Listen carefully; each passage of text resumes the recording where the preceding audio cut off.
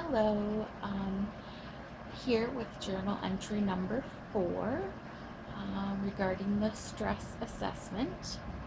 And the first question to address is, was I surprised with my life stressor score? I was not surprised at all. I got a 460. I actually expected it to be a lot higher um, because I don't deal with stress well, and a lot of things have happened in the last year of my life that um, have caused a lot of increased stress, and I tend to fill my plate much fuller than most because I don't like to be bored. So that can tend to cause some more stress for me. I have been using exercise to deal with that, so I guess apparently it is helping much more than what I thought. The major stressors right now that are impacting my wellness is my mother was diagnosed with breast cancer about a year ago and has been battling that and going through treatment over the last year. And I'm one of her primary caretakers along with my other two sisters. So we take turns to help get her to her chemo and different things like that. We're hoping after her mastectomy that she'll be in remission. So we're keeping our fingers crossed. She just had that about 4 weeks ago.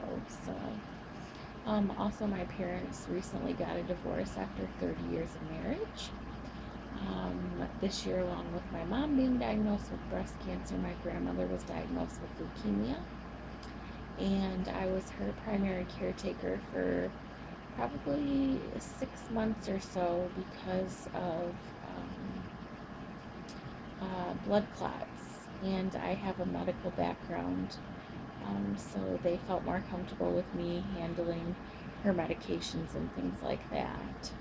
I also started a new job 6 months ago after being at a job for 8 years.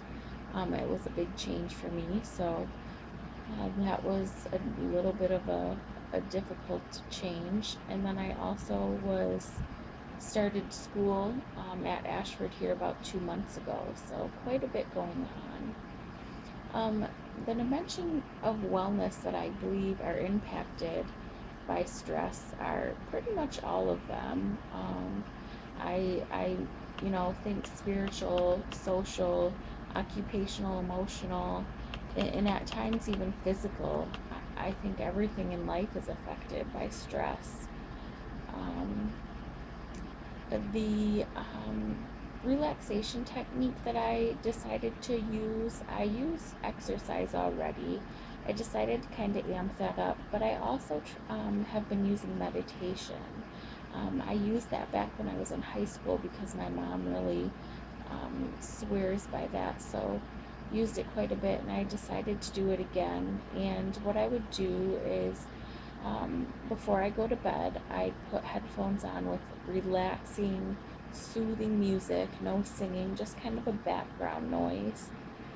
Focus on that background noise, lay down, close my eyes, and just focus on that background noise. Most of the time, I would fall asleep and eventually wake up and even sleep better through the night. So that's one thing that I thought was amazing.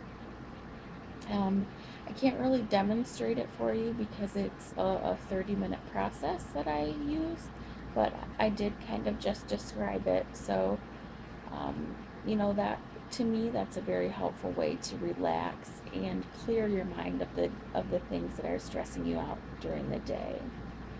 Major risk factors that are attributed to stress: hypertension, coronary artery disease, ulcers, migraine, stroke, weight gain, depression. I mean, you name it, it affects your life in some aspect. Stress is a huge impact on your overall well-being.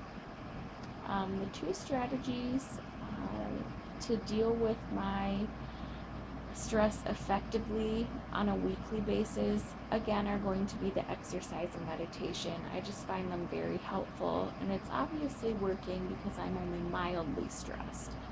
So I'm going to continue using those and hope for the best.